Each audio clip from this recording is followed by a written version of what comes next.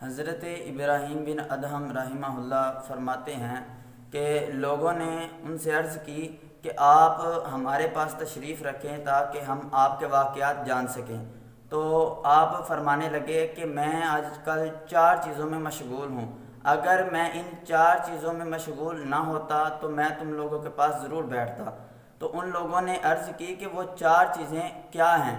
آپ فرمایا کہ 4 چیزوں میں سے پہلی چیز یہ ہے کہ میں سوچتا ہوں کہ جب بنو آدم سے میثاق لیا گیا تو اللہ تعالیٰ نے فرمایا کہ یہ لوگ جنت میں جائیں گے، مجھے ان کی کوئی پرواہ نہیں، اور یہ لوگ جہنم میں جائیں گے، مجھے ان کی بھی کوئی پرواہ نہیں۔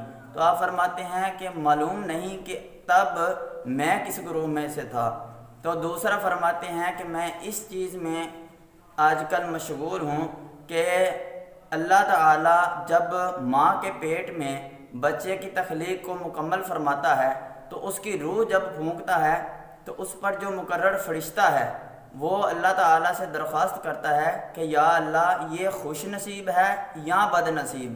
تو اللہ تعالیٰ نے اس وقت میرے بارے پتہ نہیں کہ کیا فرمایا ہوگا۔ تیسرا انہوں نے فرمایا کہ میں تیسری بات جس میں میں مشغول رہتا ہوں، تیسری بات یہ ہے کہ حضرت اسرائیل علیہ السلام جب روح قبض کرنے کے لیے میرے پاس آئیں گے تو اللہ تعالیٰ سے عرض کریں گے کہ اے اللہ یہ مسلمانوں میں سے ہیں یا کافروں میں سے، تو معلوم نہیں کہ اللہ تعالیٰ میرے بارے میں کیا ارشاد فرمائے گا۔ چوتھی بات کہ میں اللہ تعالیٰ کے اس فرمان میں مشغول رہتا ہوں کہ اللہ تعالیٰ نے ارشاد فرمایا وَامْتَازُوا الْيَوْمَ أَيُّهَا الْمُجْرِمُونَ کہ قیامت کے دن اللہ تعالیٰ فرمائے گا کہ اے مجرموں آج جدا ہو جاؤ۔ تو معلوم نہیں کہ اس وقت میں کس گروہ میں سے ہوں گا۔ تو یہ ہمارے بزرگ تھے جو ہر وقت اپنی آخرت کی تیاری میں لگے رہتے تھے اور اللہ تعالیٰ کے خوف سے ڈرتے تھے۔